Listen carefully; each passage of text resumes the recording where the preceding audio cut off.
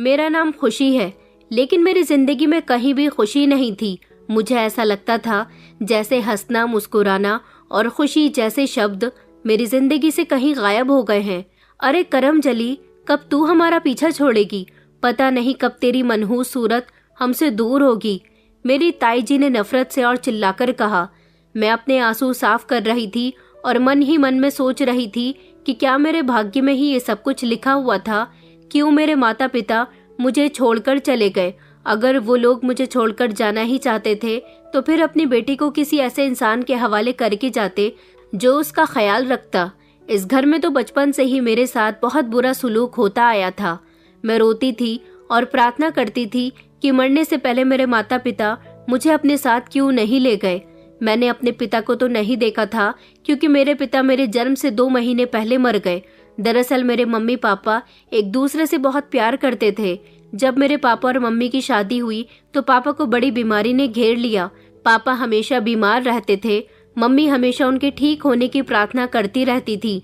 पापा हमेशा यही कहते थे कि मैं इस दुनिया से चला जाऊंगा। मुझे ऐसा लगता है मैं ज्यादा समय तक नहीं बचूंगा, मगर मम्मी कहती थी कि ऐसा मत कहा करो, मैं आपसे बहुत मोहब्बत करती हूँ। अगर तुम मुझे छोड़कर चले गए तो मेरे पेट में पल रहे बच्चे का क्या होगा?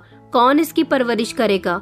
पापा मम्मी से कहते थे कि तुम दूसरी शादी कर लेना। मम्मी कहती थी कि ऐसा करने के लिए तो मैंने आपसे मोहब्बत नहीं की थी और आप तो जानते हो कि हमारी शादी कितनी मुश्किलों से हुई है। मेरे मम्मी पापा की शादी के लिए ना तो मेरे नाना नानी राजी थे और ना ही मेरे दादाजी, लेकिन उन दोनों ने अपनी मोहब्बत की जंग आखिरी हद तक लड़ी और फिर दोनों ने अपने घर वालों को मनाकर इज्जत के साथ शादी की थी। मगर ये बात कौन जानता था कि उन दोनों की खुशियों को किसी की नजर लग जाएगी और वो दोनों जल्द ही एक दूसरे से अलग हो जाएंगे। शायद मेरे माता पिता के साथ साथ मेरा नसीब भी खराब था, क्योंकि मेरे जन्म से 2 महीने पहले पापा की मौत हो गई, जिस पर मम्मी बहुत फूट फूट कर रोई थी। उन्होंने पापा से वादा किया था कि वो उनके साथ कभी बेवफाई नहीं करेंगी। हालांकि पापा कहते थे कि तुम मेरे जाने के बाद दूसरी शादी कर लेना और हमारे बच्चे की परवरिश करना, लेकिन मम्मी ने कहा था कि मैं ऐसा नहीं कर सकूंगी। ऐसा करने की मुझ में हिम्मत नहीं है। अगर आप मुझे छोड़कर चले गए तो मैं भी आपके पीछे पीछे आ जाऊंगी। मैं इस दुनिया में अकेले नहीं रह सकती। उन दोनों की मोहब्बत के बीच मैं पिसकर रह गई थी। मैंने जन्म लिया तो मेरी डिलीवरी के समय मेरी माँ की भी मौत हो गई थी। हमारा अगर कोई रिश्तेदार था तो वो थे मेरे ताऊ जी। मेरे माता पिता दोनों मर गए तो लोगों ने कहा कि इस बच्चे की जिम्मेदारी अब आपको लेनी होगी, क्योंकि आप ही इसके इकलौते रिश्तेदार हो।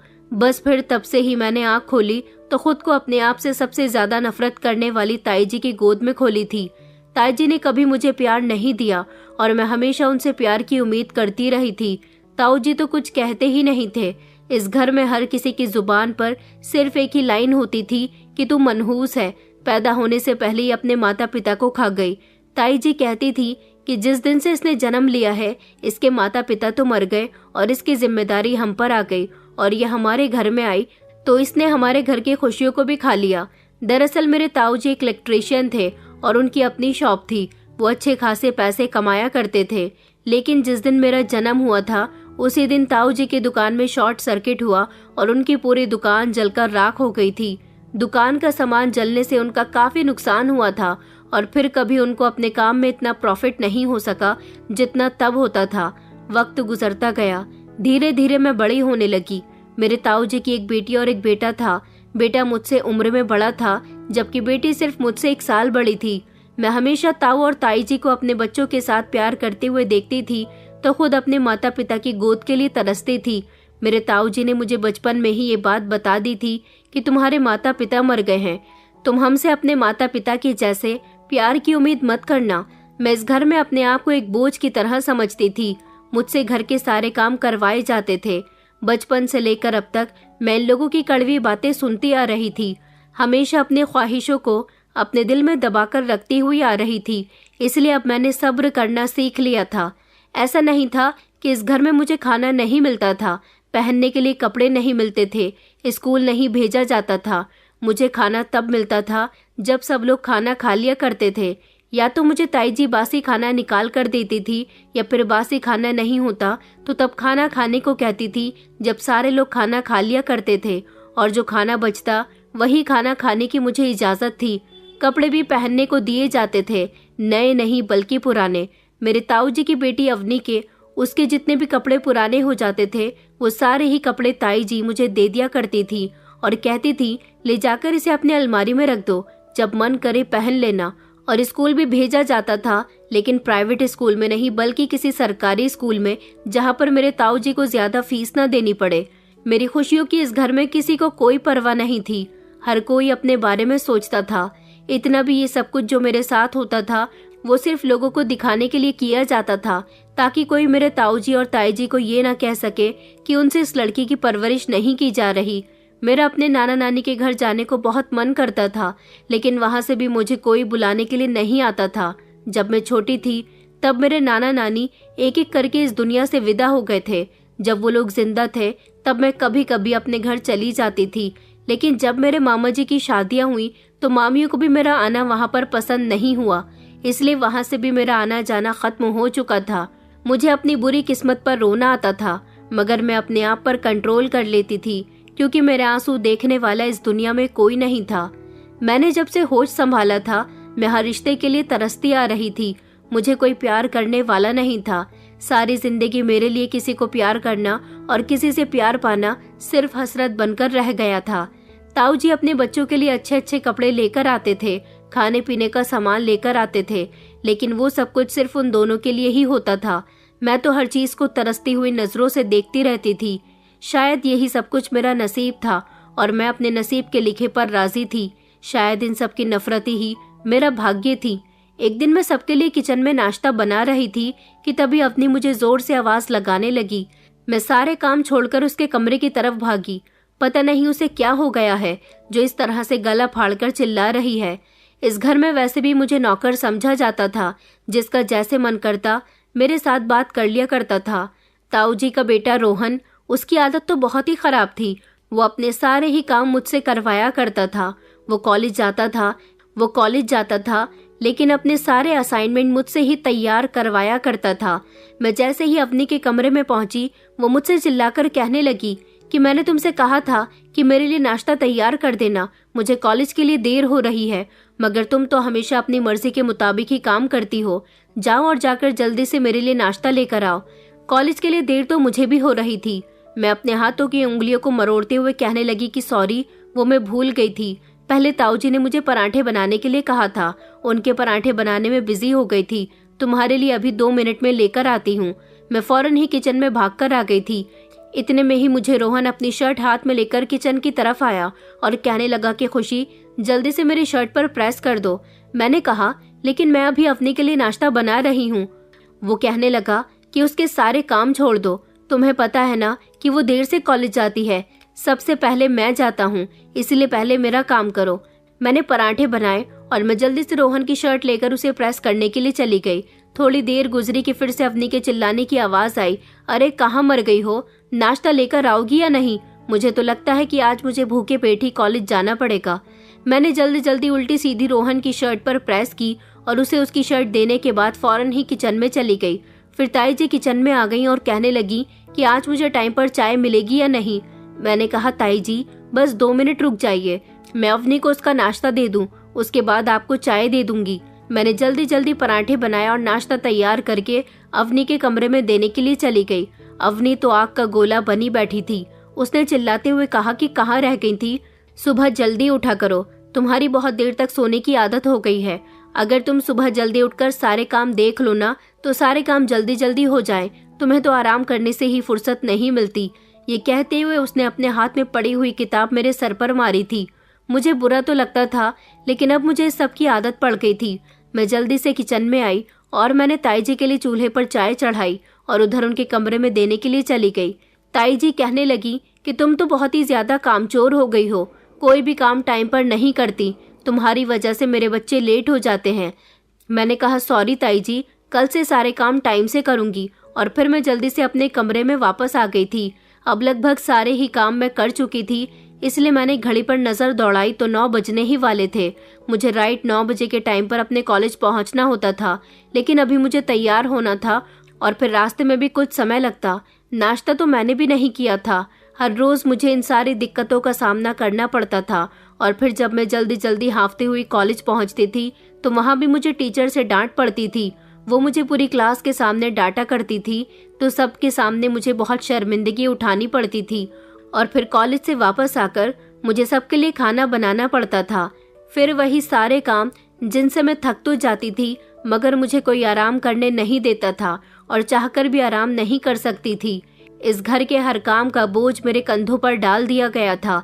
इसके बावजूद भी मुझे बेइज्जती और नफरत के सिवा कुछ हासिल नहीं हुआ था। मैं अपने कमरे में जाकर हमेशा अपने मम्मी पापा को याद करके रोया करती थी। भले ही उनके साथ मैंने वक्त नहीं गुजारा था, उन्हें देखा नहीं था, लेकिन उनके कमरे में उनकी शादी की एल्बम थी, उनका सारा सामान था। मैं उनके फोटोज देख देख कर रोया करती थी। मेरे माता पिता का प्यार मैं कभी नहीं देख सकी थी। हमेशा हालात से तंग आकर मैं ऊपर वाले से प्रार्थना करती थी कि मैं भी अपनी मम्मी पापा के साथ इस दुनिया से चली जाती।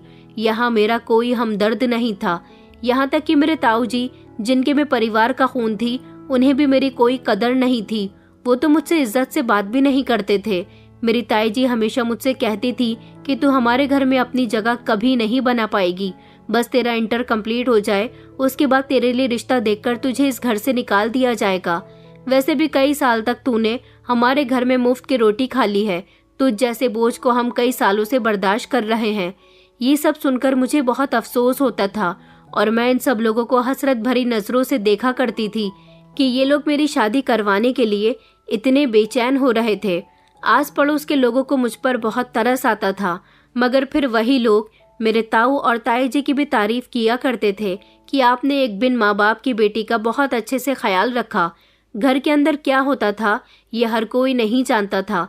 इन सब लोगों के साथ होते हुए भी कितनी अकेली हूँ। वक्त बहुत तेजी के साथ गुजरता जा रहा था और मेरा इंटर भी कंप्लीट हो गया था। भले ही मैं सरकारी स्कूल में पढ़ी थी, लेकिन मैं पढ़ाई में बहुत अच्छी थी, अवनी और रोहन से भी ज्यादा। अवनी की पढ़ाई तो कंप्लीट हो चुकी थी क्योंकि उसने इंटर मुझसे पहले ही कंप्लीट कर लिया था और रोहन अभी पढ़ाई कर रहा था। ताई जी चाहती थी कि सबसे पहले मेरी शादी हो जाए और मैं उनके घर से निकल जाऊं। उसके बाद ही वो अपनी बेटी अवनी की शादी धूमधाम से करेंगी। इस पर ताऊ जी भी उनको समझाया करते थे कि अगर तुमने पहले खुशी की शादी कर दी तो अवनी की शादी पर घर के कामकाज कौन करेगा। तुमसे वैसे भी इस उम्र में कोई काम नहीं होता। तुम मुझसे नौकरानी रखने को कहोगी, मैं नौकरानी अफोर्ड नहीं कर पाऊंगा। इसलिए कहता हूँ कि अवनी की शादी से पहले खुशी की शादी के बारे में मत सोचना। ताई जी को अच्छी तरह से ताऊ जी की बात समझ आ गई थी, इसलिए अब ये लोग चाहते थे कि जल्द से जल्द अवनी का रिश्ता लग जाए। लेकिन मैं अवनी से ज्यादा अच्छी थी, इसलिए 2-3 बार उसके रिश्ते आ चुके थे। ताई जी मुझे किसी न किसी काम से मेहमानों के सामने बुला लिया करती थी और इस तरह मैं मेहमानों के सामने चली जाती थी तो वो लोग पूछते थे कि ये कौन है। ताई जी उनको बता दिया करती थी कि ये मेरी देवरानी की बेटी है, इसके माता पिता मर गए, हमने ही इसकी परवरिश की है, बहुत अच्छी बच्ची है।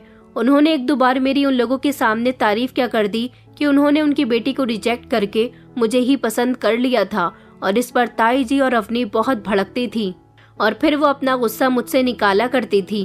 कभी मुझे डांट पड़ती तो कभी अवनी के हाथ में जो भी चीज होती वो उसी को फेंक कर मुझ पर मार दिया करती थी। जब जब घर में मेहमान आते थे अवनी को देखने के लिए, तब तब हमारे घर में बहुत हंगामा होता था। मैं हर बार ताई जी से कहती थी कि आप मुझे उन लोगों के सामने मत बुलाया करो, मगर ताई जी से तो कोई काम होता ही नहीं था। उनसे तो इतना भी नहीं होता था कि वो मेहमानों के सामने खुद ही नाश्ता लेकर चली जाएं। मैं उनकी इन हरकतों से बहुत तंग आ चुकी थी। हर दिन कोई ना कोई नया हंगामा लगा रहता था। ताई जी चाहती थी कि उनकी बेटी की शादी अमीर घर में हो, इसलिए उनकी बेटी के लिए अमीर घर के और पढ़े लिखे लड़कों के ही रिश्ते आया करते थे। अब जबकि वो लोग मुझे पसंद कर लिया करते थे और अवनी को रिजेक्ट कर देते थे, इसमें मेरी कोई गलती नहीं थी। लेकिन ऐसा सब कुछ होने के बाद तो ताई जी ने फैसला कर लिया था कि वो कभी भी मुझे भरे पूरे परिवार में विदा नहीं करेंगी। उनका कहना था कि मैं खुशी की शादी किसी ऐसे घर में करूंगी जहां पर वो कभी खुश नहीं रह सकेगी। ये मेरी बेटी की खुशियों की हकदार बनना चाहती है। मुझे तो शुरू से ही यही लगता है कि यह हमारे घर में अपना कब्जा जमाना चाहती है, मेरी बेटी की जगह लेना चाहती है, मगर मैं ऐसा कभी नहीं होने दूंगी। काफी सारा वक्त इसी तरह से गुजर गया था और फिर फाइनली एक दिन अवनी का रिश्ता तय हो गया था। लड़का अच्छा था, अमीर घर का था। इस बार अवनी बहुत सावधान थी। उसने अपनी माँ से कह दिया था कि लड़के वालों के सामने खुशी का साया भी नहीं आना चाहिए। मैं तो वैसे भी उन लोगों के सामने जाने का कोई शौक नहीं रखती थी, लेकिन इस बार ताई जी ने अपने दिल की तसल्ली के लिए मुझे कमरे में बंद कर दिया था। अपनी बेटी की खुशी के लिए थोड़ा बहुत काम भी कर लिया था। अवनी का रिश्ता पूरे 6 महीने लगा रहा था। इस बीच अवनी के ससुराल वालों को ये बात पता ही नहीं थी कि इस घर में कोई खुशी नाम की लड़की भी रहती है। अवनी की एंगेजमेंट हुई थी, तब भी मुझे एंगेजमेंट में शामिल नहीं किया गया था। उसकी सगाई हॉल से ही की गई थी और सब लोग मुझे घर में अकेला छोड़कर चले गए थे। कुछ मेहमानों ने नोटिस किया था कि एंगेजमेंट में मैं शामिल नहीं हूँ। जब उनसे ये सवाल किया गया कि खुशी कहाँ है, तो ताऊ जी और ताई जी ने बताया था कि उसकी तबीयत ठीक नहीं है, वो घर पर आराम कर रही है। उसने यहाँ आने से इनकार कर दिया। ये सब कुछ मेरे दिल को बहुत तकलीफ पहुंचाता था, लेकिन मैं खुद पर कंट्रोल किया करती थी। और फिर फाइनली अवनी की शादी का दिन भी आ गया था। अवनी की शादी थी, लेकिन मुझे किसी तरह की कोई खुशी नहीं हो रही थी, क्योंकि मैं घर के सारे काम करने में इतनी बिजी थी कि कब घर में क्या हो रहा था मुझे कुछ पता ही नहीं चला। अवनी विदा होकर अपनी ससुराल जा चुकी थी। सबसे ज्यादा अफसोस मुझे इस बात पर था कि मेरी मम्मी की जब शादी हुई थी तब उनके पास बहुत सारा जेवर था। मेरी मम्मी का वो सारा जेवर ताई जी ने उसे मेरी मम्मी के मरने के बाद ही अपने कब्जे में कर लिया था, और वही सारा जेवर उन्होंने अवनी को उसकी शादी पर दे दिया था। मेरी माँ का जेवर भी मुझसे छीन लिया गया था। मैं अवनी की शादी वाले दिन बहुत रोई थी, क्योंकि इस घर में मेरी अपनी कोई भी चीज नहीं थी। अब हमारे आस पड़ोसी ताई जी से कहते थे कि अवनी की शादी तो हो गई है, अब आप लोग खुशी की शादी कब कर रहे हो। ताई जी कहती थी कि हम उसके लिए रिश्ता देख रहे हैं, बहुत जल्दी उसकी भी शादी कर देंगे। हालांकि मोहल्ले से भी मेरे काफी अच्छे अच्छे रिश्ते आ चुके थे, मगर ताई जी की जिद थी कि वो मेरी शादी किसी अच्छे घर में नहीं होने देंगी, इसलिए मेरा रिश्ता जहाँ से भी आता वो उसे एक्सेप्ट करती ही नहीं थी। मैं हमेशा यही सोचती थी कि कभी मुझे इस घर में तो प्यार नहीं मिला, लेकिन ससुराल में तो प्यार जरूर मिलेगा। मेरी ताई जी चाहती थी कि जैसे जिंदगी मेरी यहाँ गुजर रही है, ससुराल में मेरी जिंदगी उससे भी ज्यादा बदतर होनी चाहिए। पता नहीं मेरी किस्मत कहाँ जुड़ी हुई थी। मैं हर दिन यही प्रार्थना करती रहती थी कि ऊपर वाला मेरी जिंदगी में आसानियां लिख दे। फिर एक वक्त ऐसा आया जब मेरे लिए एक रिश्ता आया था, लेकिन इस रिश्ते के लिए ताऊ जी ने फौरन ही हाँ कर दी थी। मेरा रिश्ता कहाँ से तय हुआ था ये मैं नहीं जानती थी, बस मुझे तो ताई जी ने कहा था कि अपना मुंह मीठा कर लो, तुम्हारा रिश्ता पक्का हो गया, जल्द ही तुम इस घर से निकलने वाली हो, अगले हफ्ते तुम्हारी शादी है। ये सुनकर तो मैं दंग रह गई थी कि मेरी शादी, वो भी इतनी जल्दबाजी में। आखिर मेरी शादी किसके साथ की जा रही है, ये सब कुछ मुझे नहीं पता था, लेकिन मैं बहुत रो रही थी कि ये लोग मुझे बोझ क्यों समझते हैं। मैं तो कभी पहनने के लिए या खाने के लिए या फिर अपनी कोई ख्वाहिश पूरी करने के लिए कभी इन लोगों से कुछ नहीं मांगा था, तो फिर ये लोग हमेशा मुझे इस घर के लिए मुसीबत क्यों कहते थे। फिर मुझे पता चला कि मेरा रिश्ता जिस इंसान के साथ तय कर दिया गया है वो एक मामूली नौकर है जो लोगों के घरों में झाड़ू बर्तन करता है। ये सब सुनकर तो मेरी आंखों में आंसू आ गए थे। अवनी की शादी जिस तरह धूमधाम से और भरे पूरे परिवार में हुई थी, मैं भी ऐसी ही शादी के सपने देखा करती थी, मगर मैं ये नहीं जानती थी कि मेरे सारे सपने अधूरे रह जाएंगे। मैंने अपने आंसू पोंछ लिए और सोचा कि मुझे एक बार ताऊ जी और ताई जी से बात करनी चाहिए कि वो मेरी शादी ऐसे इंसान के साथ ना करे। जब मैंने उनसे इस बारे में बात की तो उन्होंने मुझ पर चिल्लाना शुरू कर दिया कि तुम्हारी हिम्मत कैसी हुई हमसे अपने रिश्ते के बारे में पूछताछ करने की, लड़कियां इस तरह की हरकतें नहीं करती, या फिर तुम किसी और को पसंद करती हो। मैंने ताई जी से कहा कि नहीं ताई जी, ऐसा कुछ भी नहीं है, मैं किसी को पसंद नहीं करती, मैं तो बस चाहती हूँ कि आप मेरी शादी किसी नौकर से ना करें। ताई जी कहने लगी तो फिर किसी भिखारी से करवा देती हूँ, बताओ तैयार हो भिखारी से शादी करने के लिए। ये कहकर ताई जी और रोहन जोर जोर से हंस रहे थे। ताऊ जी ने कहा कि देखो बेटा, तुम्हारा रिश्ता तय हो चुका है, अब हम लोग कुछ नहीं कर सकते, तुम यहाँ से जा सकती हो। मैंने इन लोगों से बहुत रिक्वेस्ट की कि प्लीज मेरे साथ ऐसा ना करें, मगर मेरी रिक्वेस्ट किसी काम नहीं आई थी। मैं ऊपर वाले से प्रार्थना करने के अलावा कुछ नहीं कर सकती थी। मेरे आंसू हर गुजरते दिन के साथ बह रहे थे और मैं ऊपर वाले से अपनी आने वाली जिंदगी में खुशियों की प्रार्थना कर रही थी। मेरे सब्र की हद अब खत्म हो चुकी थी। मैं भी चाहती थी कि मेरी किस्मत में कोई ऐसा हो जिसके होने से मुझे इज्जत मिले, सम्मान मिले, जो मुझे इस घर में कभी नहीं मिल सका। मैं चाहकर भी अपने लिए आवाज नहीं उठा सकती थी, क्योंकि मैं जानती थी कि अगर मैंने आवाज उठाई भी तो मेरी आवाज को ये लोग दबा देंगे। एक दिन अवनी अपने पति के साथ हमारे घर आई थी। उसका इतना ज्यादा अच्छा पहनावा देखकर मेरे दिल में भी हसरत जाग गई कि मैं भी शादी के बाद ऐसे ही बन संवर कर रहूं। मगर ये एक ऐसा सपना था जो कभी पूरा नहीं हो सकता था। मैं ठंडी आह भरकर रह गई थी, क्योंकि मेरी किस्मत ऐसी कहाँ थी कि मैं भी किसी ऊंचे परिवार की बहू बनती। मेरी शादी जबरदस्ती एक मामूली से नौकर के साथ करवाई जा रही थी। इस शादी में मेरी कोई मर्जी नहीं थी। वैसे भी इस घर में जो कुछ भी होता था उसमें मेरी मर्जी होती ही नहीं थी। अब सब कुछ हार कर मैंने ये सब कुछ अपनी किस्मत पर छोड़ दिया था। मेरे दिल में कड़वाहट और बेबसी का तूफान था, और इसी तूफान का हिस्सा एक अकेली मैं थी, क्योंकि मेरे रोने और हंसने से इस घर में किसी को कोई मतलब नहीं होता था। और फिर वो दिन भी आ गया था जब जबरदस्ती मुझे दुल्हन बना दिया गया था। हर लड़की के लिए उसकी शादी का दिन बहुत स्पेशल होता है, लेकिन मेरी शादी का दिन मुझे बहुत तकलीफ दे रहा था, क्योंकि इस शादी से मैं खुश नहीं थी। ताऊ जी और ताई जी ने मोहल्ले के लोगों को बताया था कि इस गरीब लड़के से खुशी की शादी इसलिए करवा रहे हैं क्योंकि इसमें उसी की खुशी है।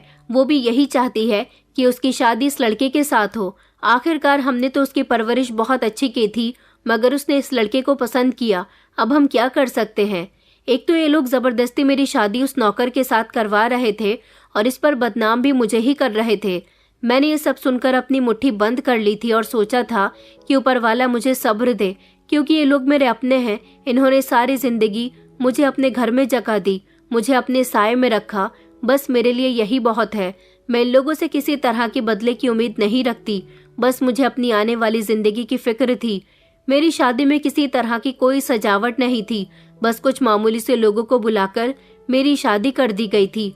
मैं बेरहम लोगों के चंगुल से निकलकर एकाम से घर में आ गई थी। उस दिन मेरा दिल खून के आंसू रो रहा था। शादी की रात मेरे पति कमरे में आए। मैं नजरें झुकाकर उस पुराने से कमरे में बैठी हुई थी। ये बहुत छोटा सा घर था, लगभग 30 गज का मकान होगा। मेरे दिल में खुशी या फिर कोई ख्वाहिश कुछ नहीं था, जबकि मेरे पति की आंखों में मेरे लिए चमक थी। मैंने देखा कि जिस मामूली से नौकर से मेरी शादी हुई है वो शक्ल सूरत का अच्छा था। वो मोहब्बत से मेरे करीब आकर बैठ गया और नरमी से पेश आने लगा। मुझे जिंदगी में पहली बार ऐसा महसूस हो रहा था जैसे किसी ने मुझे इज्जत दी है। इससे पहले तो हमेशा मैं दूसरों की आंखों में अपने लिए सिर्फ नफरत ही देखती थी। उन्होंने मेरा हाथ पकड़ते हुए कहा कि मेरी प्रिंसेस, मैं कोई प्रिंस नहीं हूँ, लेकिन तुम मेरी प्रिंसेस हो। तुम बहुत सुंदर हो। उनके कहे हुए ये शब्द मेरे दिल पर गहरे असर छोड़ गए थे। फिर मैंने उनके इस पुराने टूटे फूटे घर को देखा और सोचा कि मैं इस सब की तमन्ना नहीं करती थी।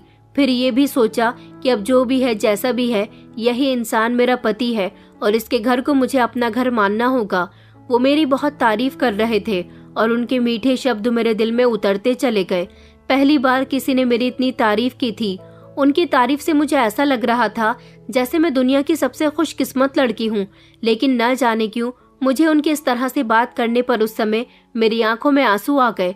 तो उन्होंने मुझे हंसाने की कोशिश की और मेरे रोने की वजह पूछी।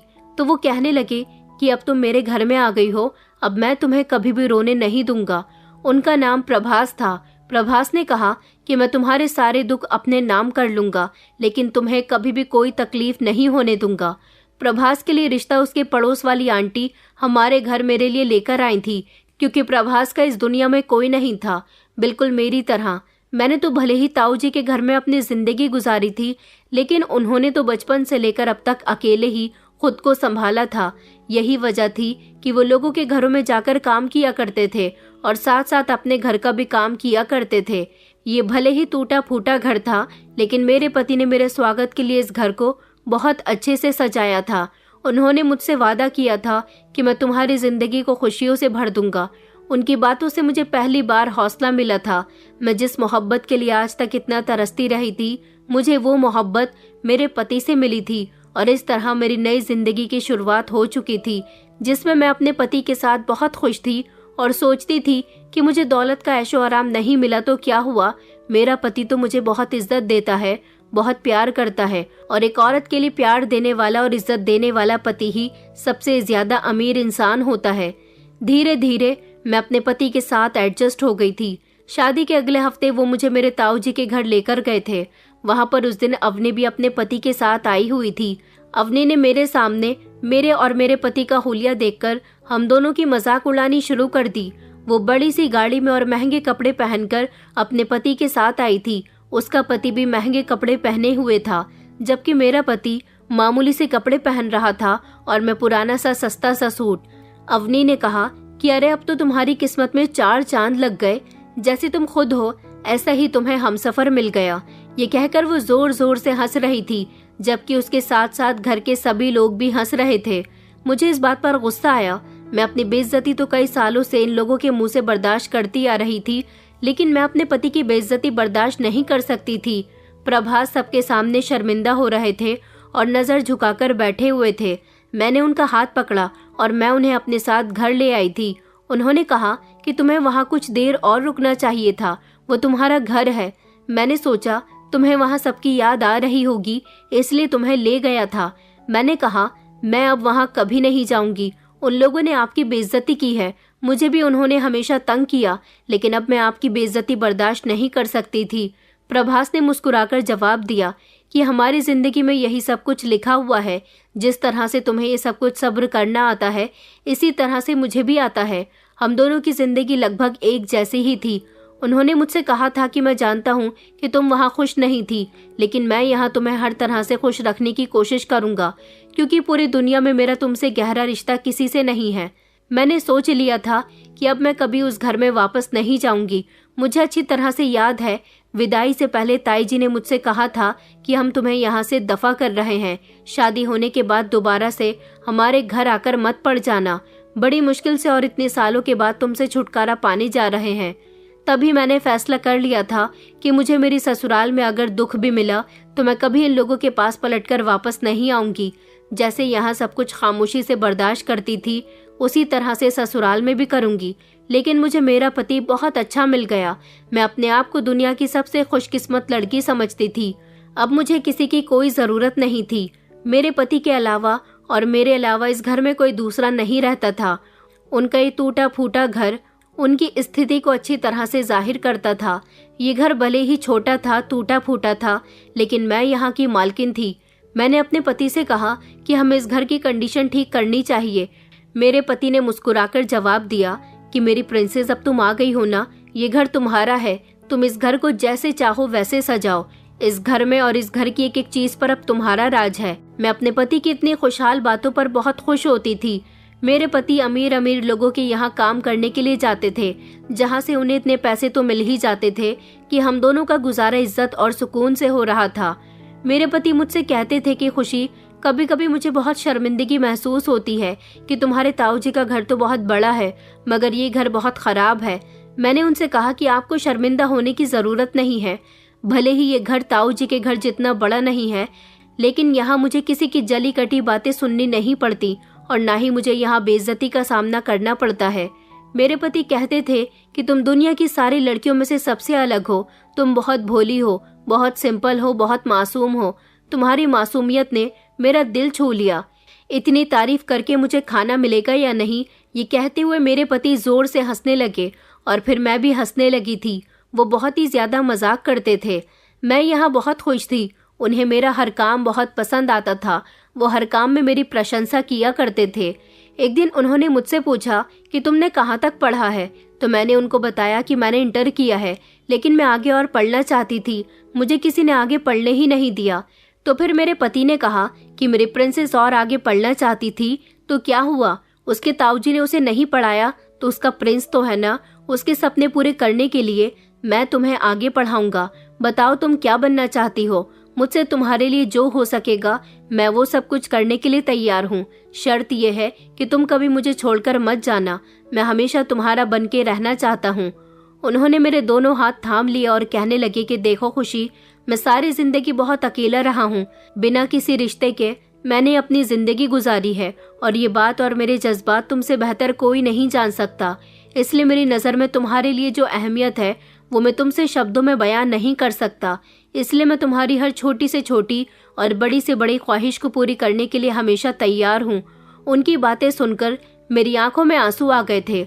मैंने सोचा कि क्या कोई इंसान मुझसे इतना भी प्यार कर सकता है या फिर मैं कोई सपना देख रही हूँ। मेरे पति ने मेरा कॉलेज में एडमिशन करवा दिया था, उसी सरकारी कॉलेज में जहाँ मैं पहले पढ़ती थी। यहाँ की फीस और कॉलेजेस से कम थी, लेकिन मैं पढ़ाई में बहुत अच्छी थी। मैं एक गायनेकोलॉजिस्ट बनना चाहती थी, इसलिए मैंने MBBS की तैयारी शुरू कर दी। मेरे पति ने मुझे हिम्मत दिलाई और कहा कि तुम्हें अपने लिए कुछ न कुछ तो करना होगा। तुम में अगर हिम्मत है, साहस है, तो तुम अपना सपना पूरा कर सकती हो और मैं तुम्हारा इसमें साथ दूंगा। मेरे पति ने हमेशा मुझे यही समझाया कि तुम खुद को किसी से कम मत समझो। उन्होंने मेरा पूरा साथ दिया। मैं पढ़ाई भी करती थी, घर के काम भी करती थी, अपने पति का ख्याल भी रखती थी। मेरे पति मेरे लिए मजबूत सहारा बने और फिर वक्त गुजरने के साथ साथ मैंने MBBS कंप्लीट करके पोस्ट ग्रेजुएट की डिग्री प्राप्त की। मेरे पति की अच्छाई का एक सबूत ये भी था कि उन्होंने मुझे पढ़ाने की खातिर मुझसे कहा कि हर पति पत्नी का सपना होता है कि उनकी शादी के कुछ समय के बाद ही संतान हो जाए, लेकिन मैं अपनी पत्नी का सपना पूरा करना चाहता हूँ। मैं अपनी पत्नी को जिम्मेदारियों में नहीं घेरना चाहता, इसलिए हम लोग बच्चे के बारे में बाद में सोचेंगे, पहले तुम अपना सपना पूरा करो। मेरी पढ़ाई में जितना भी पैसा खर्च हुआ सब मेरे पति ने खुशी खुशी किया और उनके सपोर्ट से मैं इतनी काबिल हो गई कि मैं एक गायनेकोलॉजिस्ट बन गई थी।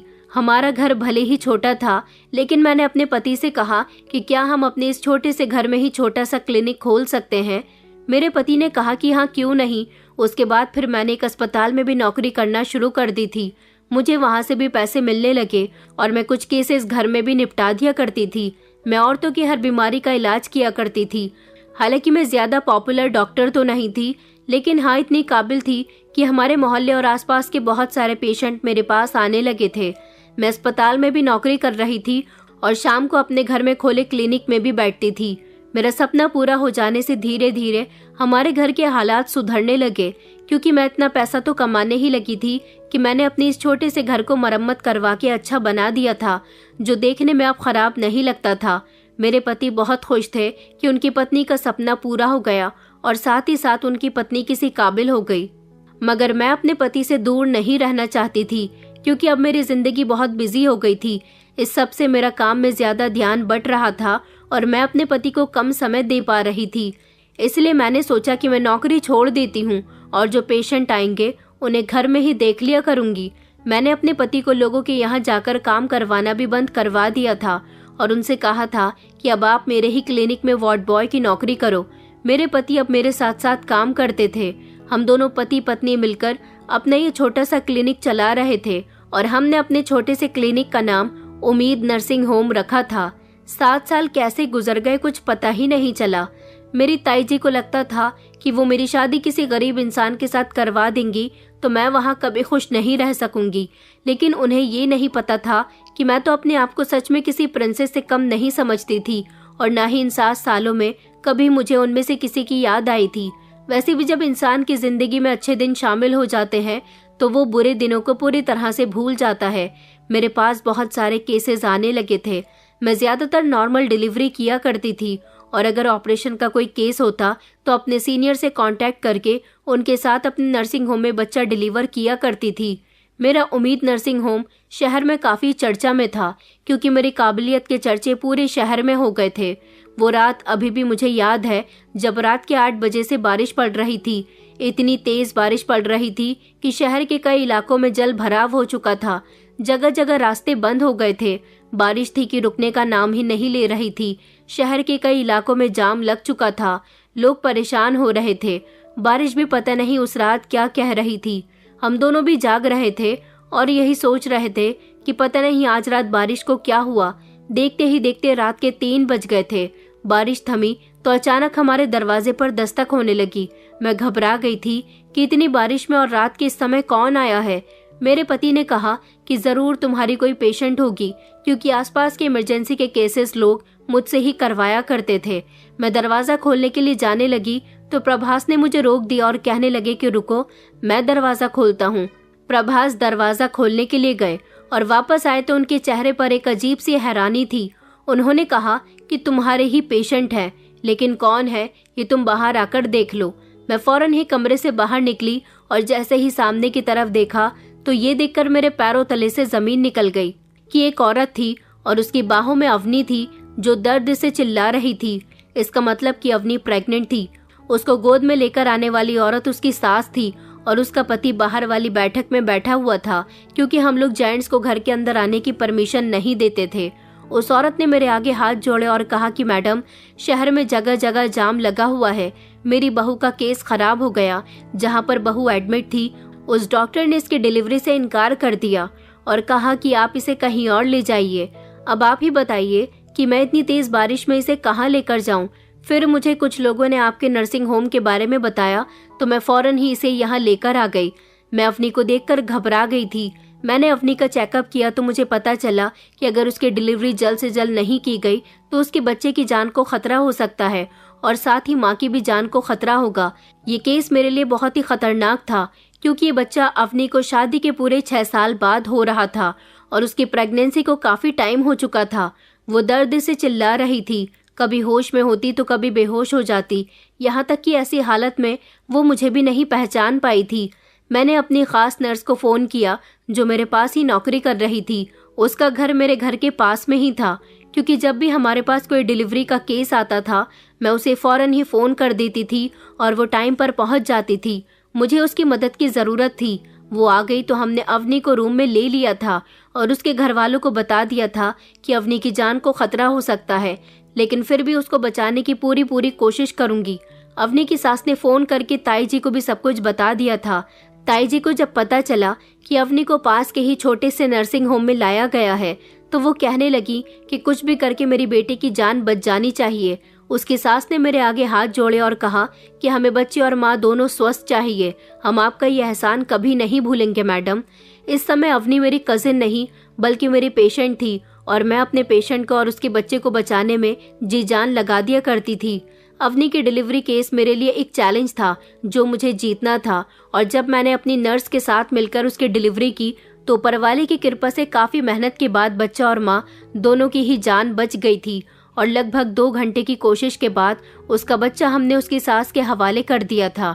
जब उसके पति को ये खबर पहुंची तो वो भी बहुत खुश हुआ था, और जब उसके पति की नज़र मुझ पर गई तो वो दंग रह गया था, क्योंकि आज मैं उसके सामने एक डॉक्टर के रूप में खड़ी हुई थी जिसने उसकी पत्नी और उसके बच्चे की जान बचाई थी। वो मुझे अच्छे से जानता था। अवनी बेहोश थी। बारिश रुक गई थी। दिन की रोशनी धीरे धीरे फैलने लगी थी। दिन निकलते ही फौरन ताई जी भी नर्सिंग होम पहुंची तो उनके हवाले भी अवनी का बेटा कर दिया गया। फिर अवनी के पति ने ताई जी को पूरी बात बताई कि ये डॉक्टर कोई और नहीं बल्कि खुशी है, वही खुशी जिसको आपने सारी जिंदगी ताने दिए, अपने घर से निकालने की कोशिश की, उसे बहुत बुरा समझा। आज उसने ही आपकी बेटी की जान बचाई है। रात के समय ताई जी के लिए अपने घर से यहाँ आना, वो भी बारिश के समय में पॉसिबल नहीं था, इसलिए उन्होंने सुबह के समय आना बेहतर समझा। मुझे मेरे घर में देखकर वो दंग रह गई थी। मैं उनसे कोई बात नहीं कर रही थी, मगर फिर वो खुद ही मेरे पास आई। उन्हें ये एहसास हो गया था कि आज मैं कितनी काबिल बन गई हूँ। उन्होंने तो कभी मुझे समझने की कोशिश ही नहीं की। उनका मानना था कि आज मेरी वजह से उनकी बेटी की जान बच गई, और ऐसे समय में मैंने उनकी बेटी की डिलीवरी की, क्योंकि उनकी बेटी का केस बहुत खराब हो चुका था। इस वजह से डॉक्टर तो उसे अपने हॉस्पिटल से वापस भेज चुकी थी, मगर मेरी मेहनत और लगन ने जच्चा और बच्चा दोनों को सही सलामत उनको दिया था। ताई जी ने मुझसे माफी मांगी और कहा कि बेटा मुझे माफ कर दो, आज तुम नहीं होती तो पता नहीं अवनी के साथ क्या हो जाता। वैसे कई सालों तक अवनी ने ससुराल वालों के ताने बर्दाश्त किए हैं। अगर उसका यही बच्चा सलामत नहीं होता तो शायद मेरी बेटी फिर से निसंतान रह जाती, या फिर वो इस दुनिया में ही न होती। भले ही मैंने अपनी बेटी के लिए अमीर घर देखा था और तुम्हारे लिए गरीब से गरीब, मगर मुझे ये नहीं पता था कि इंसान दिल का अमीर होना चाहिए। मैं तो हमेशा यही सोचती थी कि ससुराल जाने के बाद तुम्हारे दिन और ज्यादा खराब हो जाएंगे, मगर मुझे ये नहीं पता था कि तुम्हारा पति तुम्हें एक काबिल इंसान बना देगा। मुझे माफ कर दो बेटा, मैं सारी जिंदगी की गलतियों के लिए तुमसे माफी मांगना चाहती हूँ। तुम चाहती तो अवनी और उसके बच्चे की जान नहीं बचाती, हमसे बदला ले सकती थी, लेकिन तुमने ऐसा नहीं किया। हमने तुम्हारे साथ जितना भी बुरा किया वो सब तुम्हारी आंखों के सामने था, तुमसे कभी छुपा हुआ नहीं था, फिर भी तुमने ऐसा क्यों किया? मैंने अपनी आंखों में आंसू भरकर कहा कि ताई जी, क्योंकि मैंने आपके हर जुल्म पर सब्र किया और कभी भी आपसे बदला लेने का नहीं सोचा, क्योंकि मैंने सारी जिंदगी आपको अपना समझा, मगर आप लोगों ने कभी मुझे मोहब्बत की नज़र से नहीं देखा। जो मोहब्बत मुझे आप सब लोगों से नहीं मिली, वो मोहब्बत और इज्जत मुझे अकेले मेरे पति ने दी। मेरी पढ़ाई दोबारा से शुरू करवाई और अपनी मेहनत की कमाई से मुझे डॉक्टर बनाया। आज मेरे पास मेरे पति के होते हुए सब कुछ है। ताई जी मेरे सामने हाथ जोड़कर रो रही थी और अपने किए की माफी मांग रही थी। मैंने उनके दोनों हाथों को पकड़ा और कहा कि ताई जी, मैंने आपको माफ कर दिया। ये कहकर मैं अपने पति के साथ काम में बिजी हो गई थी। अवनी को होश आया तो उसे भी सब कुछ बता दिया गया था। वो मुझसे बहुत खुश हुई थी और उसने भी मुझसे अपनी गलतियों की माफी मांगी थी। ताऊ जी भी मेरे घर पर आ गए थे और उन्होंने भी मुझसे माफी मांगी थी, लेकिन मुझे किसी की माफी की जरूरत नहीं थी। ऊपर वाले ने मेरे दिन बदल दिए थे, यही मेरे लिए बहुत था। दोस्तों, उम्मीद करती हूँ आपको हमारी कहानी पसंद आई होगी। कहानी पसंद आई है तो वीडियो को लाइक करें, चैनल पर नए हैं तो चैनल को सब्सक्राइब करें और हाँ, नोटिफिकेशन बेल को जरूर दबाएं ताकि अगली अपडेट सबसे पहले आपको मिले।